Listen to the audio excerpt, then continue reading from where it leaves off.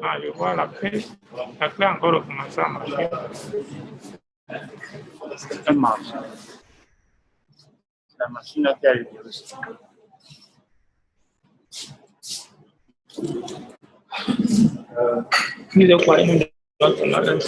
Okay, so just to give you the overview, what we'll be doing is that unfortunately we're running out of time. We're a little bit delayed this morning, so we're going to cut this this session quite short to keep it within an hour because we have to finish off with working on the action plans. But the idea is that I'm going to give you a kind of a very high-level introduction to spur some of the thinking about how you can talk about privacy issues.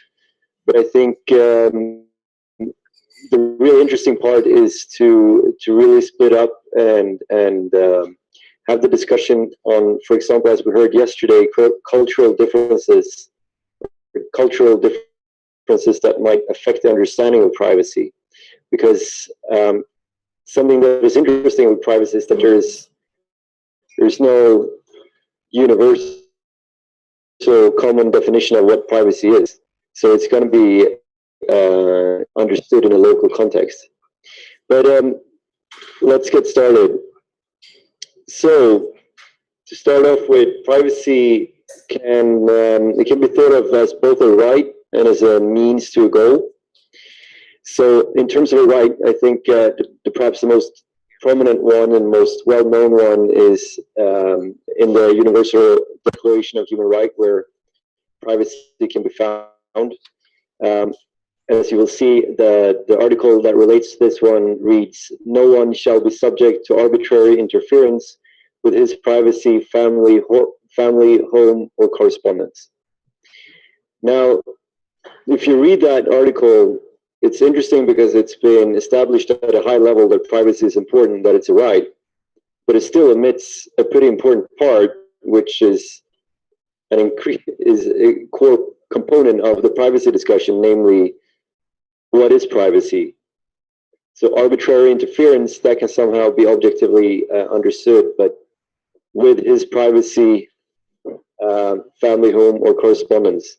So there's still a lot of things to be understood and discovered around the concept of privacy.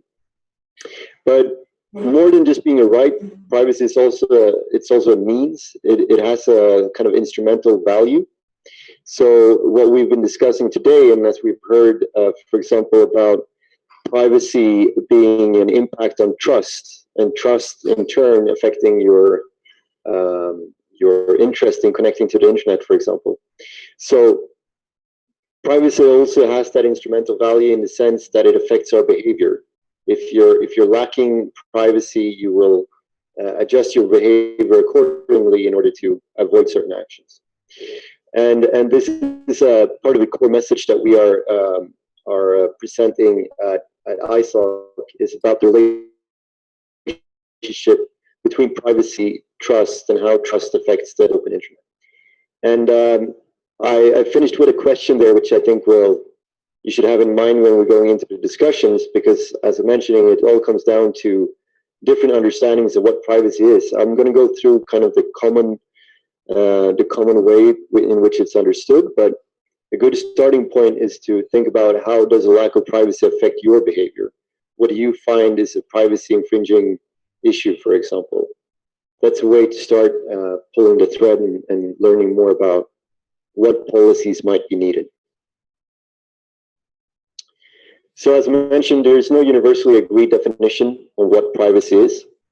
However, one definition that is quite commonly used and common understanding of what privacy constitutes online is that it's the right to determine when, how, and to what extent personal data can be shared with others.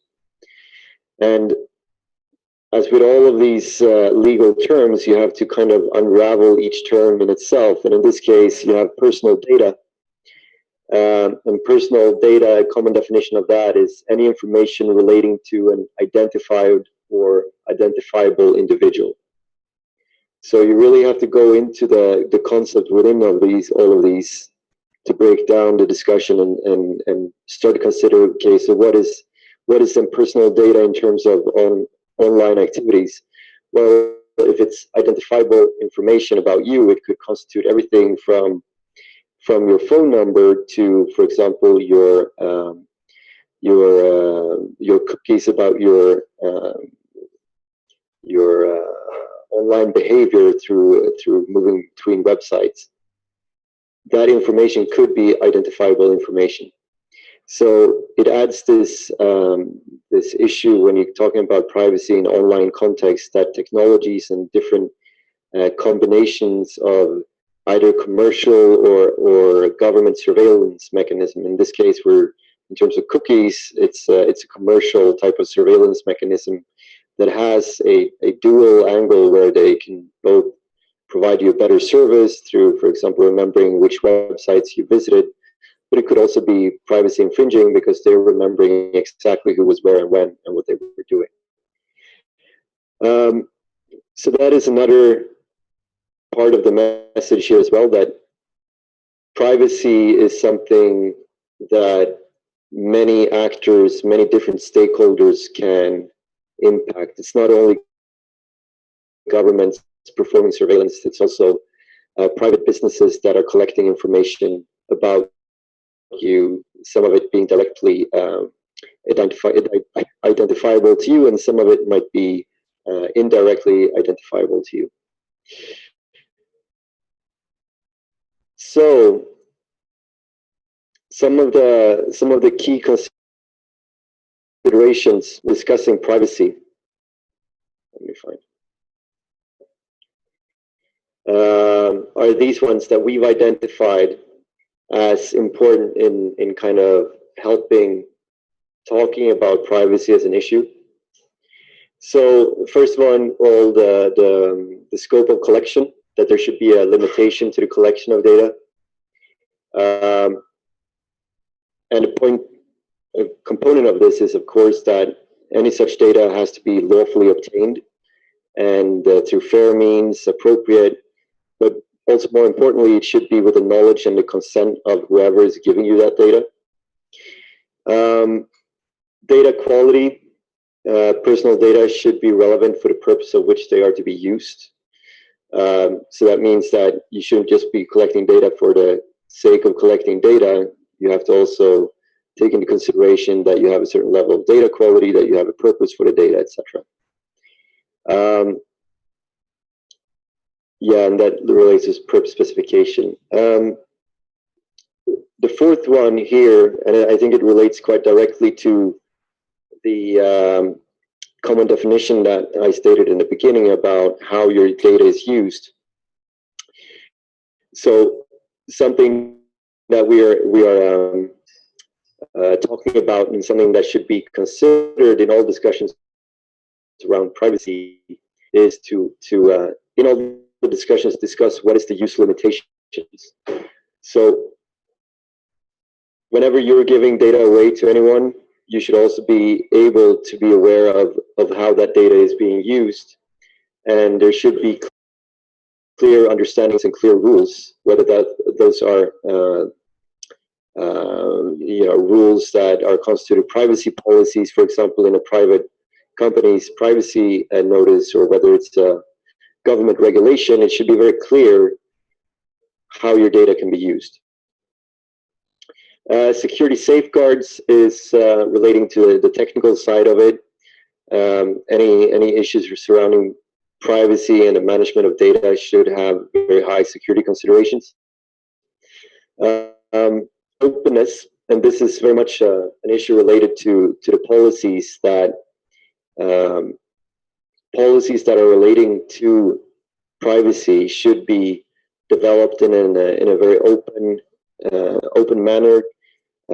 They should be practiced openly, and they should have respect for that personal data. So it's really touching on what has been discussed before, for example, about the independence of commissions, etc., so that you have a governance structure that might be developing new regulations, etc. Those processes should be open. They should be transparent about what's being discussed.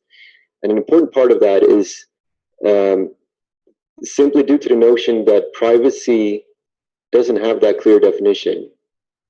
and it is something that is constantly evolving within a technical environment. So you could have an issue constituting a privacy infringement in day 2, but it didn't do it in day 0.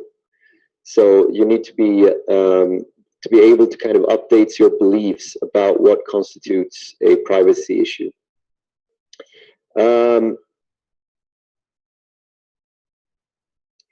Yeah, so individual participation, one of the key considerations here is essentially about allowing the data subject, you as an individual sharing your data, to have the right to obtain information about what's being collected about you, to give the data subject some level of control of the data you're sharing. And lastly, accountability, that there are mechanisms in place that whenever someone is using your data or abusing the use of your data, they should be able to be held accountable for that.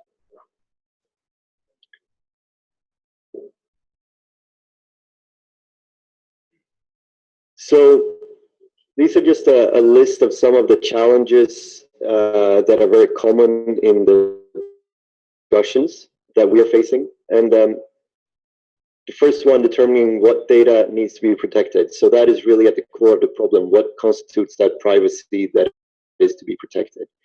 And as mentioned, that could be an issue that relates to technical issues. For example, is when you're using cookies, is that personally identifiable information? There could be certain use of those practices that does not constitute a privacy infringing practice, but there's many of them that are.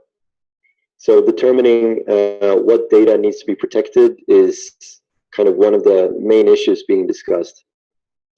The different legal data protection requirements. So this really comes down to the lack of a universal understanding of what constitutes privacy, because you have different privacy laws in different countries. And I'm really glad we have some lawyers here today that can help with these discussions. Because some data may be legally protected in one country, but not in another.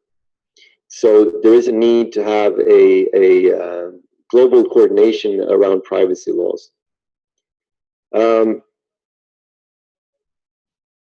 third one here about protecting privacy when data crosses border. This is really at the essence of privacy issues when you're discussing in the internet context, because as we all know, internet is borderless. So data is flowing borderless between different countries, and that puts a kind of an expectation on similar data protection rights. So if I'm a customer living in Switzerland and then my data is hosted in the US, for example, is that data protected by US regulation, or am I protected as a Swiss national? Those are some of the issues that are coming into place when you're talking about trans-border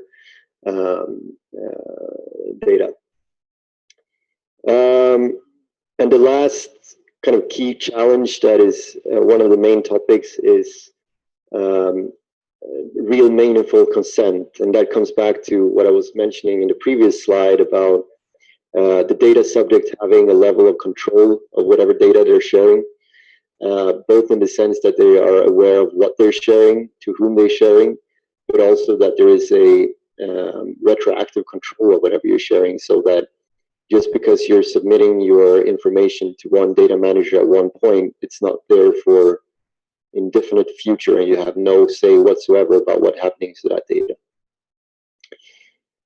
So that was a very quick, apologies for the rushed presentation, but that was a very basic and first introduction to how you can think about privacy issues and some of the challenges that are currently being discussed. Oops.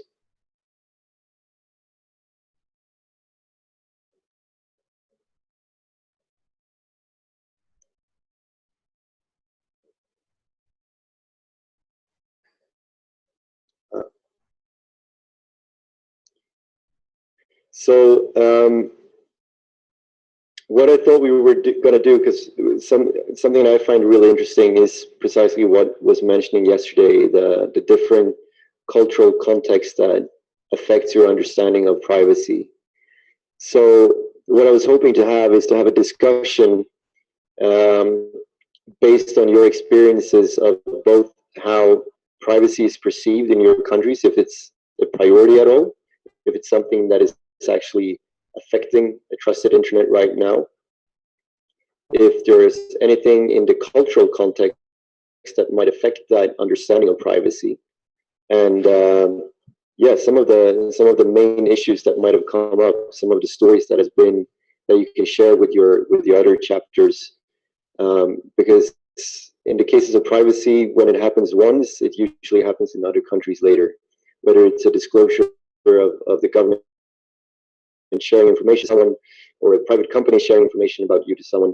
Those type of scandals are very isolated, and they tend to pop up all over the place. So to hear other stories of what happened is quite useful. So if we start with the first question around how important the privacy issues are right now, if people want to share, is it a big topic? And how is it being discussed right now? You want to start?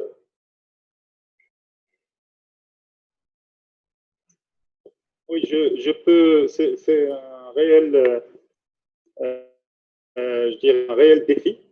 Il n'y a pas, je crois qu'il n'y a pas que l'aspect culturel. Il y a aussi les convictions individuelles avant la culture. Je vais citer un exemple très simple qui me concerne. Il y a un fichier qui a circulé entre nous, où il y a des informations très privées pour chaque personne. Je sais que la raison, elle est honnête, mais il n'y a pas eu ni consent, ni consentement, ni rien. Et ça, on le fait aussi chez nous, dans n'importe quelle réunion. On distribue les informations de tout un chacun sans demander l'avis de quiconque. Au Maroc, par exemple, là, il y a les élections qui vont arriver. Et on a l'habitude, dans les élections, de donner des listines des citoyens qui vont voter. Alors que nous avons une commission nationale de la protection des données privées, mais on va dire que ce sont les élections et qu'on peut implicitement donner le feu vert pour partager des informations très privées, l'adresse, le nom, le prénom et beaucoup de choses. Donc, je dis qu'il y a, à côté des convictions individuelles, il y a aussi des habitudes, et ce n'est pas culturel, des habitudes qui sont, à mon avis, qu'on peut retrouver dans n'importe quel pays et pas forcément que dans des pays africains. Voilà.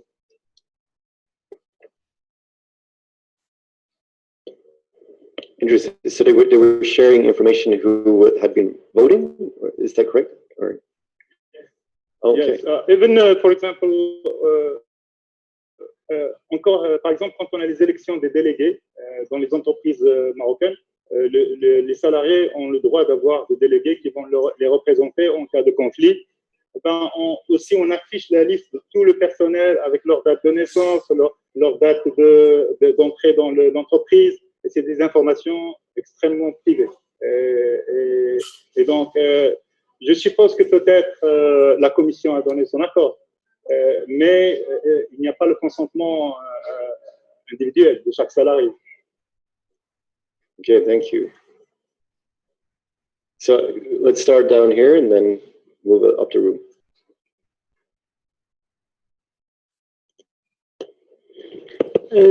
Pour abonder dans le même sens par rapport à la collecte des informations et parlant des habitudes, dès que vous vous présentez devant un établissement, une entreprise, vous devez être enregistré dans un registre où on prend votre nom, on prend votre carte d'identité et on vous donne un badge pour que vous entrez. Et quand vous ressortez, vous récupérez votre carte, mais on ne saura jamais qu'est-ce qu'on a fait de vos données, est-ce qu'on les conserve, comment elles sont conservées, facilite aussi toutes les attaques qu'on peut avoir après parce que vous avez des gens qui vous appellent, vous vous demandez comment ils ont fait pour avoir votre numéro, c'est parce que les données sont vraiment distribuées de manière très légère, les données sont collectées de manière très légère. Nous, on a eu un cas d'enregistrement par voie biométrique. C'est-à-dire que normalement, on voulait faire une élection vraiment innovante, dont les gens se sont enregistrés et continuent à se faire enregistrer. On va jusqu'à prendre vos empreintes digitales. Donc, maintenant, toutes ces données qui ont été collectées, comment elles sont conservées? Est-ce que quelqu'un qui a changé de statut, par exemple, peut avoir l'occasion de demander que les données soient modifiées? Donc, actuellement, on n'a pas de commission de protection des données personnelles. On a une loi qui est en projet. Donc, tout ceci ne rassure pas l'utilisateur. Donc, lorsque vous pensez à tout ça, ça ne vous donne pas le courage de vraiment accéder à Internet parce que beaucoup d'autres personnes, un autre cas qui se passe ici, c'est que lorsque vous voulez prendre un visa dans certaines ambassades, vous devez faire une application, comme on dit en anglais, vous devez demander le visa en ligne. Et il y a des personnes qui ne sont pas lettrées, qui se font aider par des personnes qui sont dans les cybercafés, qui ouvrent un compte pour eux, demandent le visa, et après le compte peut rester actif, c'est-à-dire que la personne peut rester utiliser le compte, poser des actes à votre nom, alors que vous n'êtes même plus au Cameroun, vous avez voyagé. Donc, il y a vraiment un gros travail à faire par rapport à la collecte des données, par rapport à la protection des gens qui accèdent sur Internet, parce que beaucoup d'habitudes, comme il disait, se sont installées et les gens ne savent pas jusqu'où ils mettent leurs données jusqu'où ils s'exposent, quoi. Jusqu'où ils s'exposent. Merci.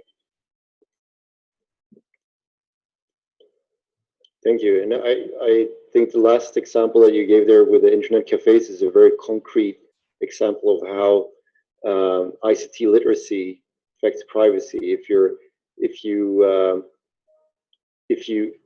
not able to manage even an online application in a very regular way, and that puts your privacy at risk, then clearly training and education in terms of ICT literacy is a very foundational part of even establishing that basic kind of privacy level.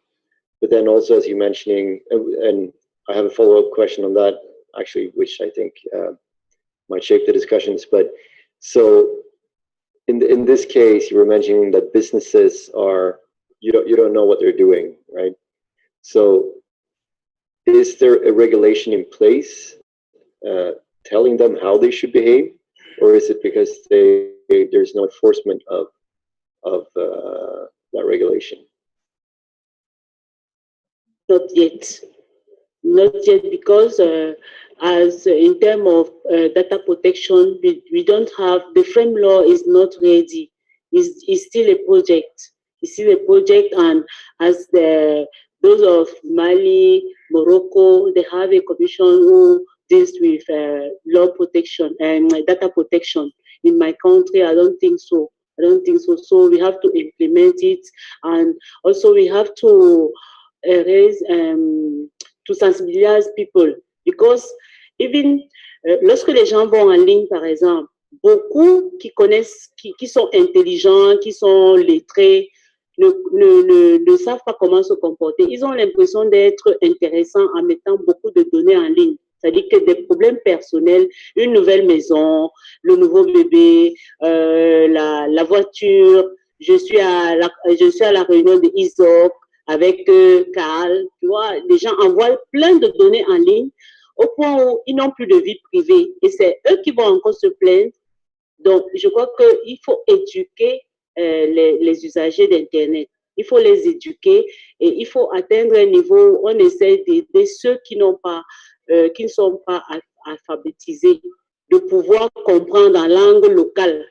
Qu'est-ce que Internet, à quoi ça sert? Ce n'est pas seulement pour aller en ligne et partager des photos ou des données, c'est pour utiliser par rapport à son travail, par exemple.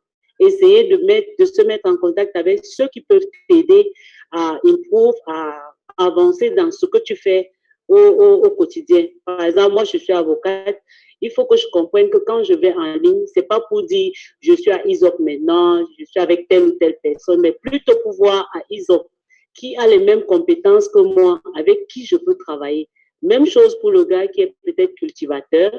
S'il arrive à se mettre en ligne, il faut qu'il cherche, est-ce que en ligne, il peut trouver des gens qui font l'agriculture d'une autre manière, qui peut faciliter son travail à lui. Donc, il faut qu'on fasse un travail de sensibilisation. Merci.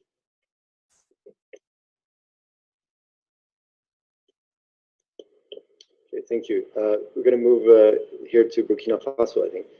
And then just one comment, which I think goes back to the literacy issue, that as you say, if people are getting online, they're not fully aware about what's happening with their data. And then suddenly you get an incident and you get kind of a privacy hangover.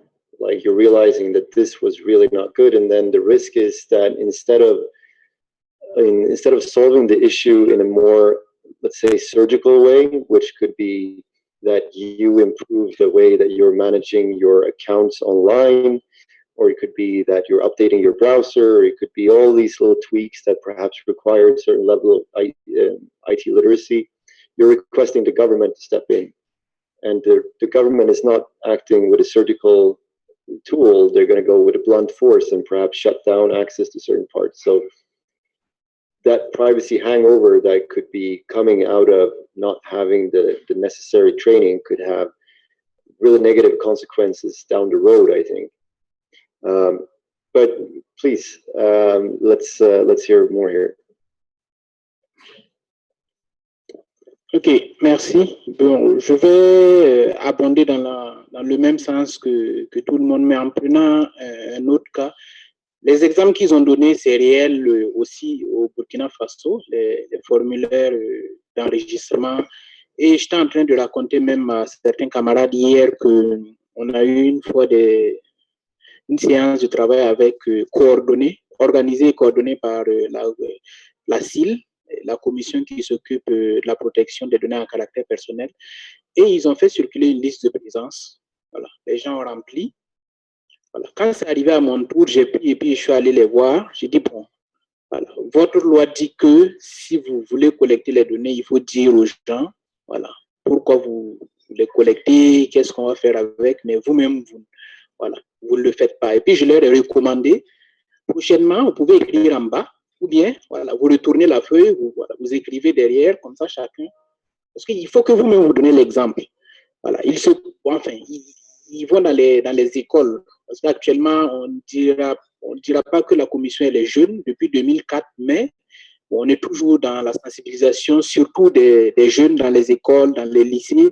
On part sensibiliser. Bon, mais si eux-mêmes ils ne sont pas en mesure de donner l'exemple, c'est un peu compliqué. Bon, dans le cas du Burkina, d'abord, il y a une directive de la CEDEAO même par rapport à la protection des données à caractère personnel, une directive de 2010. Et puis, il y a une loi, voilà, qui est de 2004, voilà, avec une institution qui protège. Mais bon, il faut dire que ce n'est pas encore entré dans les mœurs, quoi. Les gens n'ont pas pris l'habitude, je ne sais pas. Peut-être que parce que la commission ne fait pas assez le travail, ou bien les acteurs sur le terrain n'appuient pas suffisamment la commission. Voilà. Mais il y a encore beaucoup de travail à faire. Donc, bon, voilà. Au niveau d'ISOC aussi, on peut voir voilà, qu'est-ce qu'on peut faire concrètement voilà, en termes de sensibilisation, ou bien aussi essayer de voir, bon, parce qu'on ne peut pas passer toute sa vie à faire de la sensibilisation. Parce que comme on l'a dit, là, depuis 2004, la commission, elle existe. Ça fait quand même beaucoup d'années. Voilà. Maintenant, qu'est-ce qu'on commence à faire au-delà de la sensibilisation? Voilà. En plus de ça, il y a un aspect que je veux aborder. Peut-être les uns pourront réagir pour qu'on sache, parce que moi, c'est quelque chose un peu que j'ai... Enfin, je ne comprends pas très bien les aspects qui l'entourent. Par exemple, si on prend le cas d'un opérateur de téléphonie comme Airtel au Burkina Faso, Airtel sous-traite beaucoup et le côté gestion du réseau et beaucoup d'autres choses, quoi, par rapport même... ça veut dire la base de données des utilisateurs. Il y a par exemple, en fait, il y a un système d'outsourcing où des Indiens voilà, peuvent se connecter voilà, au système pour faire un certain nombre de choses. Voilà. Bon, on va dire que quand ils collectent les données, au Burkina Faso, voilà, il y a la loi qui s'applique et tout, mais bon, quand d'autres personnes, au niveau de, voilà, en Inde, partout, accèdent à ces données-là, voilà, ou sinon même si ces données-là sont stockées voilà, dans leur serveur quelque part ailleurs, comment on fait? Vous avez parlé voilà, et la protection voilà, au-delà des frontières et tout et tout. Bon, il y a beaucoup de choses que personnellement, on ne comprend pas et qu'on a besoin qu'on nous explique davantage, voilà, pour qu'on puisse vraiment savoir quoi faire. Si je prends l'exemple du fait que voilà, un Indien qui n'est pas régi par la loi au Burkina peut se connecter à la base de données, est-ce que, voilà, qu'est-ce qui se passe, quoi? Qu'est-ce qui se passe? Voilà. Merci. It's a good question. I think you might have identified a topic of one of the action plans later as perhaps a topic to be continuously worked on with more chapters, because it's certainly an issue that I think everyone is interested in. So specifically what you were saying, how do we move from the sensitization phase to something more? I think the sensitization phase is very important, but how do we look for something else to do? So I want to go to the back. Moi, particulièrement, j'aimerais évoquer le problème de récidivité, parce que lui, il parle de on ne va pas sensibiliser toute la vie. Et ça, c'est un problème très réel que l'on rencontre sur le terrain lorsqu'on essaye de sensibiliser. Tu vois quelqu'un parce que peut-être il a un niveau intellectuel, il est docteur, ou bien lorsque tu lui dis que bon, telle chose que tu fais comme ça, là, c'est pas bien, telle chose, non seulement il ne le fait pas, mais ce qui est curieux, c'est qu'il veut que tu le suives dans ce qu'il fait. Si tu veux profiter de ses services, si tu veux profiter de son expertise. J'aimerais prendre un exemple concret que j'ai vécu moi-même. On est à l'université de Caen, il y a un groupe où on est avec les doyens, les professeurs, bon, bref, l'instance administrative. Dû au simple fait que moi, je publie pas très souvent parce que je sais que, bon, j'aimerais pas que l'on sache comment je me comporte si un jour on récupère cette base de données. Moi, j'aimerais pas que l'on puisse prédire mes actions. C'est quelque chose sur ce point-là, donc, je suis un peu discret. En ligne, je suis très souvent discret. Mais le problème, c'est que eux, à un moment donné, ils me disent, soit tu nous donnes tout, tu donnes toutes les informations relatives à toi, c'est-à-dire ton nom, tous les détails, quel niveau tu fais. Je dis, ben, ça reste de mon caractère privé et dessus quoi on est dans un groupe. Ce qui veut dire, lorsque je change ces données pour vous, ça serait accessible à toute autre personne qui a accès à mon compte ou bien qui a ne serait-ce que accès à Internet s'il a besoin de chercher quelque chose sur moi. Si je vous parle, vous n'écoutez pas, c'est pas obligé. Mais carrément, lorsque je finis de dire ça, on m'éjecte. On me dit que bon, ça va.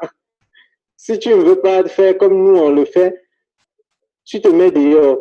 Je demande donc, bon, entre nous là-bas, on a confiance en nous, vu qu'on sait qui est qui, parce qu'on est physiquement sur place. Mais est-ce qu'avec d'autres personnes avec qui je fais des trucs en ligne, est-ce qu'on est souvent sur place? Non.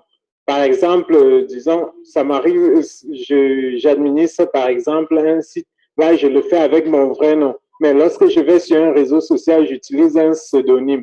Pourquoi m'imposer d'utiliser mon vrai nom que l'on peut utiliser pour pirater les données qui sont sur le site que j'administre, par exemple, parce que je voudrais intégrer un groupe sur un réseau social. Or, je sais que sur les réseaux sociaux, d'après des formations que j'ai eues à ISO ou bien des trucs de la cyberlégislation, je sais que bon, ces informations, elles ne sont même pas gérées au Cameroun, ceux qui sont sur les réseaux sociaux. Moi, personnellement, je sais cela, je ne peux pas courir le risque de mettre le site de quelqu'un en danger. Le jour qu'on voudrait attaquer ce site et qu'on sait que c'est moi qui l'administre, on va tout simplement, on ne me contacte pas, on contacte plutôt Facebook ou bien Google et puis on demande que bon, il y a telle personne là, on te donne tel montant et puis tu nous gères son problème, tu nous donnes les informations sur lui. À partir de ces informations, on a accès à tout ce que tu fais et puis on s'en va donc attaquer ce site-là sans que tu ne le saches, tu n'étais même pas au courant. On est donc confronté à ce problème de récidivité. Ce qui, par exemple, pour certains, je me dis, ou c'est juste l'ego, je ne sais pas, ou bien c'est peut-être parce qu'ils sont encore très ignorants, chose que je doute très fort, qu'ils soient aussi ignorants. Là, donc, je me dis, un contexte africain, parce que je pense qu'eux, ils agissent comme ça, parce que dans un contexte africain, on se fait confiance. Quand tu sors le matin, là, tu t'en vas laisser l'enfant chez le voisin. Tu sais que, bon, en rentrant le soir, l'enfant sera bien nourri, lavé, tout ça. Tu n'as même pas besoin de demander comment le voisin a fait. Tu sais seulement que quand tu as mis ton enfant là-bas, il est en sécurité. Mais le fait de concilier cela à Internet, ce sont des trucs dont, dans ce point-là, il faudrait voir. Peut-être lorsqu'on parle de vie privée, il faudrait un contexte ou bien... Parce que là, je me retrouve vraiment, je dirais, balancé. Donc, au milieu d'une rivière, d'un canot sans les rames pour ramer, où je n'attends que la rivière pour me traîner.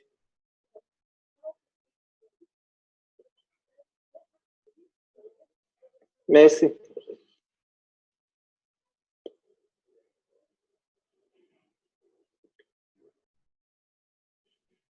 Yeah, it's a good question because some of the issues that are raising are really two parts of privacy. So you were mentioning, for example, the potential of your identity being hijacked online because people can use a pseudonym using your name. At the same time, the ability to use that is also an ability for you to be acting or maintain your privacy online, that you don't have to disclose every private detail just to have an online identity, for example. But in terms of how that relates to cultural issues, in terms of just going with the flow or working against it, I think that is something that is the subject of the discussion here on how to combat that, how to deal with that. Because what you're explaining as well with, for example, your friends and colleagues, some of them very, very well educated, but still not giving a damn about how private personal data is used online. To me, that still points to the fact that education and sensitivity issues, sensitization campaigns are still necessary, and they're still very important, because what is the alternative here? So if your colleagues and friends are not aware of the risks that you're putting your and their data to, for example, then what is the alternative? Not sharing anything? I don't know, perhaps that is unfortunately an alternative, that you have to reject certain relationships, not personal relationships, but I mean online relationships, for example, being friends with someone on Facebook because you simply don't know who it is. So yeah, I'd be interested to hear more from other people here. Yeah, please. Thank you. I think there are some very important issues that are coming through from colleagues in terms of privacy, but I think we still have a very long way to go in effectively dealing with privacy in the way that we want. For example, when we start talking about privacy from the viewpoint of cybersecurity or privacy online, it means we also have to disrupt other norms that we have been building for many, many, many years. I'll give you a very good example. I think earlier on we heard that the voters' roll is publicly available. I think it's Saeed who shared that with us. The same thing in my country. Anyone can have access to the voters' roll. And when you talk about the voters' roll, you're talking about a significant part of the population, and you have your name there and many other details. The reason why this is done is because of many years of building a democratic culture, a culture of transparency. Now, the moment you want to start taking that away from the public domain, that means you're beginning to disrupt other layers of social fabric that have taken us so many, many, many years to build. That's just one example. I'll give you another example. It's also a fine line. When you enter a public building in Zimbabwe, for example, you have to leave your details, and they tell you that it's for security. It's for your own good, so they say. If the building is to collapse, they'll need to know who has entered the building. If there's any theft or if there's any criminal activity that takes place, they have to know who's in the building. But of course, the way in which that is done exposes us, because our details are right there. I'm walking in, Saeed has gone in front of me. When I get there, I see his name, I see his ID number, I see even his phone number. I can take that information. So for us, in order to address that, we now need to undo years of building upon security. physical security at that. So it becomes very, very, very complicated. And when we approach matters of privacy, we need to really think long and hard. Awareness for me still remains a very important issue to think about. And where we have choice, for example, let's take social media. You go on Facebook. I'm here in Cameroon. I could have gone on Facebook and said, "Hi guys, I'm in Cameroon. I'm eating this." You know, now everyone knows I'm in Cameroon, and because I live on my own, they'll know that there's nobody at my house. You know, but you see, the difference here is that I've chosen. You know, and so in this particular case, what would be important would be for me to be aware of what it is that I'm sharing and the potential it has in terms of compromising my own security. That's controllable. But when it comes to certain other aspects, like the ones I was talking about, voters' roll, going into buildings, I think that one is a very, very, very tricky one, and it threatens to undo a lot that we have built in the progress of men and the relations we have. Thank you. Thank you, and I think it's a good point to bring it back to some of the practices that perhaps have been used in the physical world for certain purposes, but now those purposes might not be, or they might be in some kind of conflict when it suddenly becomes part of the cyber world. But that's why I brought back this slide, because I think this is quite useful, all the considerations. So whatever data we're talking about, if we're taking, for example, the voter roll, you can always ask here, like, okay, so why is this data being collected? Does it have a purpose in terms of a democratic culture? Some people would say yes, some people would say maybe not. But that is up to the culture itself to see, you know, is this a requirement for fostering that democratic culture, that it's transparent, who voted, etc. But the second point there is also, so that relates to the purpose specification, right? But then the use limitation. So perhaps you're happy to disclose, or you know, having your voter list shared to a certain degree. It could be that it's okay that it's shared within government. It could be that it's okay that it's shared with, or parts of it is shared. I should rather say that it's okay that they share your first and last name, but not your address, for example. So all of those things can be, this is kind of a mind map to think about what, for that specific data that you're sharing, does it have a purpose? Is there limitations to it? Who's it being shared with, etc.? And I think that's a pretty useful starting point, because that is the tricky part with privacy, right? That some of that personal data, you might want certain restrictions on in certain contexts, because it relates to how it's being shared with third parties, etc. But so I would recommend these key considerations are summarized in the policy brief that we shared it before the meeting. I'm not sure if people have received it, but it's on our website otherwise.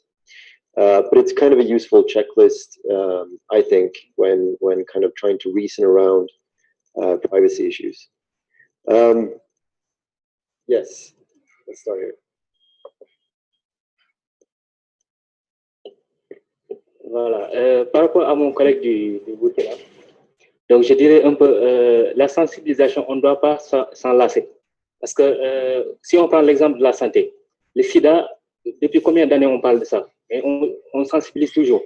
Donc, mieux vaut trouver un mécanisme par rapport à cette sensibilisation. C'est encore faisant, peut-être trouver une chaîne, où c'est une chaîne YouTube où on fait de la sensibilisation pour les enfants. Donc, à chaque fois, on leur explique ça et qu'on mette ça dans le cursus scolaire un peu. Donc, les sensibiliser jusqu'à ce qu'ils aient la maturité d'utiliser Internet. Donc, c'était la remarque que je voulais ajouter par rapport à la sensibilisation. Mon collègue du Burkina.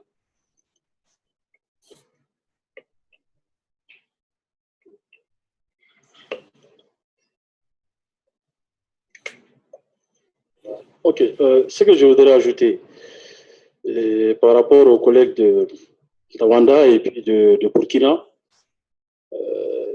c'est vrai, il faut, à un moment donné, on va dire qu'on ne pourra pas continuer à faire uniquement de la sensibilisation. Il faut sensibiliser, mais je pense que les États doivent se préparer aussi à criminaliser les actes. Il faut que cela soit une réalité. Parce qu'on est face à un problème, comme Tawanda l'a dit, c'est le problème de vie privée sur Internet, c'est une problématique très, très complexe et très compliquée. Parce que, en voulant pousser d'une certaine manière, si on ne fait pas attention, on pourrait même se dire l'existence d'Internet va même être compromis en quelque sorte. Parce que si je prends par exemple l'exemple qu'il a pris par rapport au fichier électoral, nous on a le même cas chez nous. Lors des élections, à l'approche, au niveau de chaque bureau de vote, on va afficher, c'est des centaines et des centaines de pages, et c'est des milliers de gens. On va afficher les différentes listes où on invite la population à la télé nationale à aller consulter les différents fichiers pour voir dans quel bureau ils doivent voter avant le vote. Bon, c'est une information personnelle à quelqu'un qui a été publiée et mise à la disposition de tout le monde. Maintenant, si je me dis, ça veut dire le problème, quand on essaie de faire une analyse globale de la situation, on voit que les réseaux sociaux ont une très grande part de responsabilité dans cette affaire. Il y a quelques années, on ne connaissait pas les réseaux sociaux. Maintenant, quand ils ont fait leur apparition, ça a changé la donne.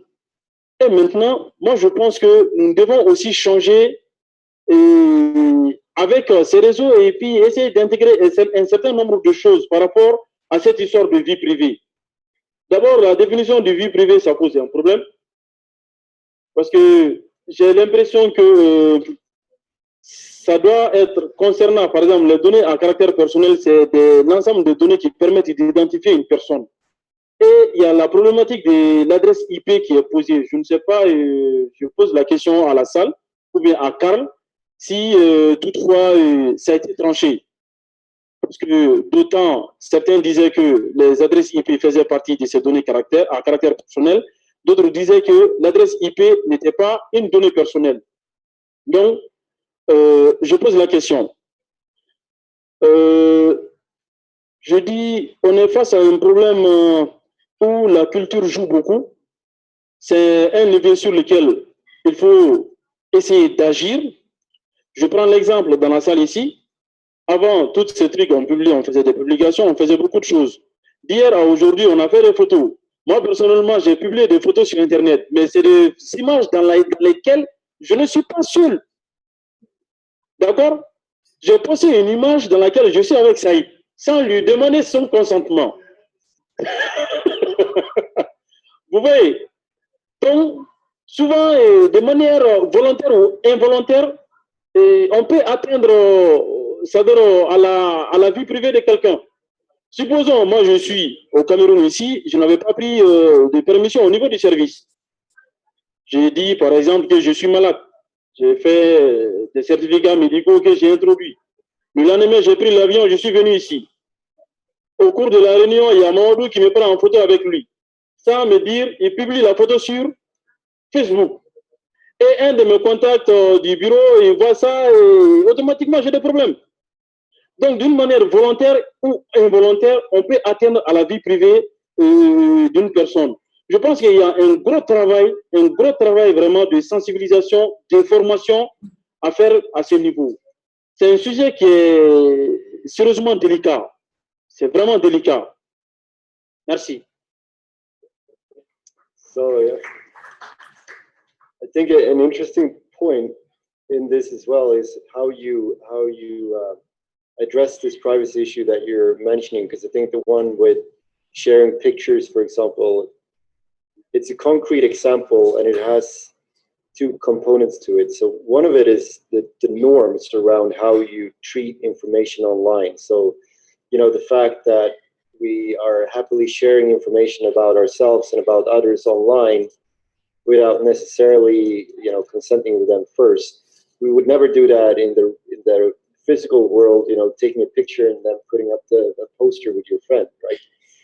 But the other part of it is also that you can look at it as an issue of privacy by design. So if we take this being Facebook, for example, the fact that Facebook has a function that allows you to identify who the person in the picture is. And then I'm not sure if they do it anymore, but they used to automatically tag that person. Now that is an issue that you could push for certain commercial actors to not have, because it is privacy infringement and it could have consequences for that individual. So in that way, some of the technologies could be designed to not allow for those privacy spillovers that is happening. So it's kind of a dual issue of both, you know, elaborating the norms of how people should be behaving online, but also ensure that the technology does not contradict whatever norms you want to establish. But it's a good example of the pictures, I think, because it's I think it's something that everyone can relate to. So, yep, please. I just want to make a contribution. In my country, like most people have a problem of trusting the telecommunication companies because they believe they're selling out their information. They have access to their text messages, people they call, and then what they discuss, and then yeah, sometimes they believe even they send information to the government, and so people are really scared in communication. Yeah. So I believe like the telecommunication, they're somehow like violating people's privacy. Yeah. So that, as you're saying, that also adds an additional problem to the problem layer, right? Because I think you know, in the wake of, for example, the Snowden revelations, where people that governments were very extensively surveilling you, that is an issue in itself. But then if you also have a certain distrust for how your government is going to use that, that adds an initial layer of problems. So the national context is, yeah, some of them are going to be difficult to address, but there's certainly an important component of that trust, right? If you believe that ISPs are sharing it with your government, and there's also a risk that that government will actually use it to, yeah, to do something. Yes. Juste une dernière contribution. Je dirais aussi que les concepteurs d'applications, les développeurs et les fournisseurs de services, ceux qui fournissent les différents services sur Internet, ils ont aussi un gros rôle à jouer. Imaginez par exemple, vous voulez implémenter une application, vous voulez installer une application sur votre smartphone ou bien sur votre tablette. Vous téléchargez l'application, au moment de l'installation, ça se bloque et on va vous poser la question. Quand vous acceptez, l'application va accéder à Facebook, à telle ou telle autre application. Et tant que vous ne dites pas oui, vous n'allez pas pouvoir utiliser cette application. Et l'application va accéder à ces applications tierces. Pour quelle raison? C'est pour recueillir vos informations à partir de ces applications. Souvent, il y a certains services, si on veut s'inscrire dessus, on va te donner une page, une très très longue page, où personne n'a le courage de lire. Souvent, même, c'est fait exprès pour qu'on ne lise pas, parce qu'on met les écritures en petites tailles, des trucs. Et il faut cocher oui. Tant que tu ne coches pas ce oui-là, tu ne pourras pas accéder à l'application. Je pense qu'à ce niveau aussi, les concepteurs de logiciels et les fournisseurs de contenu sur Internet, ils doivent aussi être interpellés. Merci.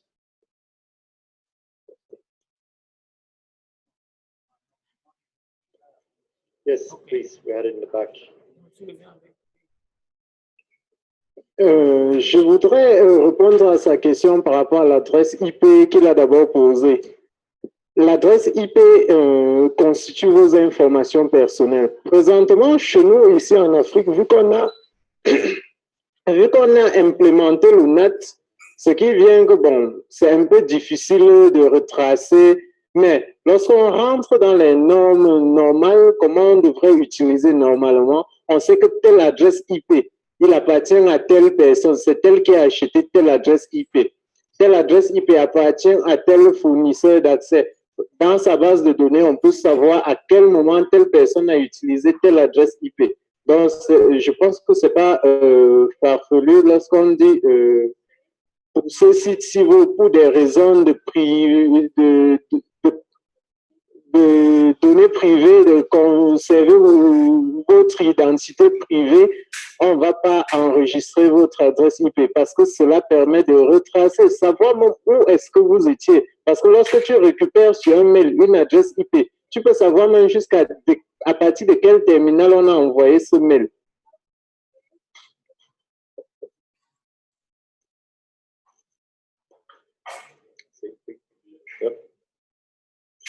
Je voudrais juste ajouter quelques détails par rapport à la loi qui régit la protection des données privées au Maroc. D'abord, les actes peuvent conduire en prison, en plus de l'amende, c'est prévu par la loi. Et deuxièmement aussi, en cas de récidive, les peines sont doublées. Donc, il y a des choses assez sérieuses pour les gens qui enfreignent la loi sur les données privées. Maintenant, je viens de me rendre compte qu'il y a une question fondamentale. Qu'est-ce qu'on fait avec l'historique? Tu as parlé, Karl, tout à l'heure de quelque chose qui a été valable avant n'est plus valable maintenant. Toutes les entreprises, toutes les administrations ont collecté les données dans le passé. Que doit faire la commission? Est-ce qu'il va s'adresser à toutes les entreprises, à toutes les associations, à tous les organismes qui ont déjà collecté des données pour leur demander de demander l'autorisation et émettre des avis, est-ce que les données sont collectées convenablement à la loi ou pas?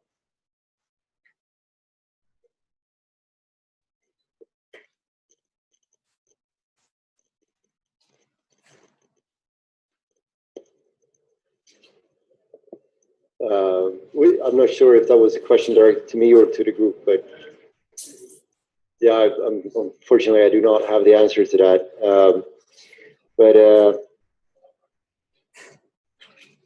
So if I understood correctly, the issue was that data had been collected before, and then the legislation came in place, and it didn't cover the.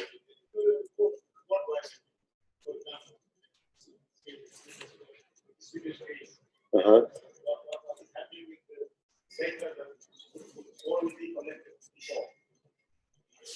Well, in the Swedish case, that is protected by the Swedish law that came in place afterwards. There's no differential between the data collected before and after the law.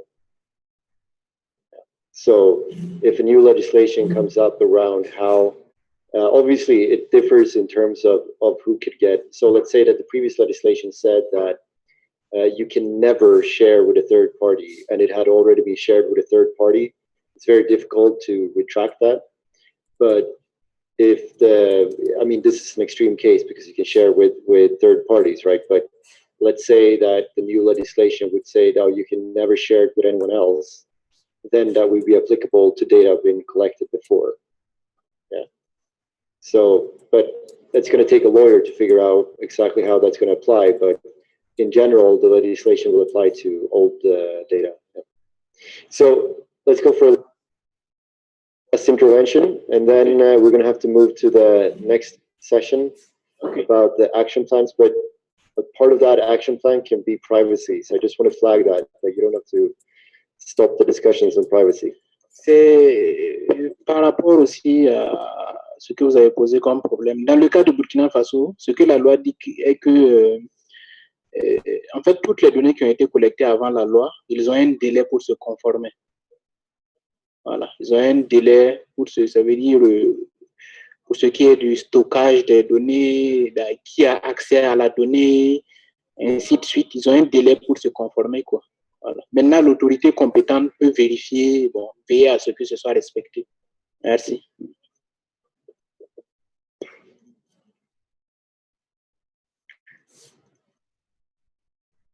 Last intervention. OK. Juste pour compléter, chez nous aussi, je crois qu'il y a eu des actions dans ce sens où la structure qui est en charge de la protection des données à caractère personnel avait demandé aux différentes structures qui collectent des données, telles que par exemple les hôpitaux, les cybercafés, etc., de se déclarer. Oui, ils les avaient demandé de se déclarer. Mais bon, ça n'a pas eu un grand effet. Comme c'est un début, et puis comme je l'ai dit, c'est très compliqué, ça n'a pas eu un grand effet. Mais je pense qu'ils vont revenir là-dessus et petit à petit, ça pourra aller. Ouais, merci. So I have to round off the meeting there to go to the last session. But one point in terms of the timing of the data being collected, in my view, it shouldn't matter because the regulation should govern whether or not it's personally identifiable, right? So if it was collected beforehand, but it's still personally identifiable, the concern still applies. So therefore, the regulation still apply to that data.